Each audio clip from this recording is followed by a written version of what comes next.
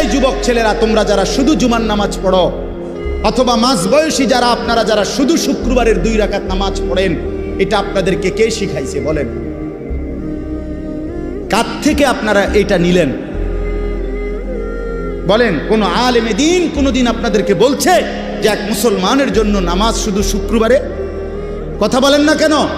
তাহলে এটা আপনারা কোত্থেকে নিলেন? কিভাবে নিলেন আপনারা?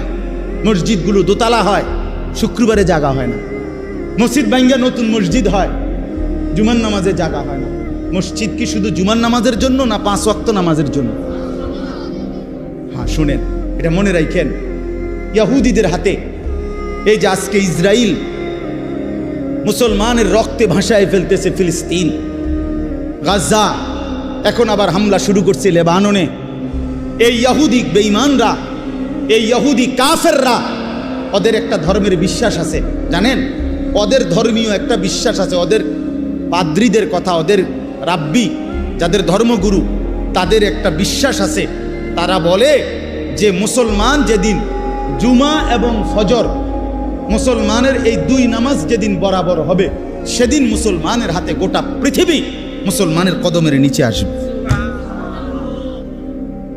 কোন নামাজ?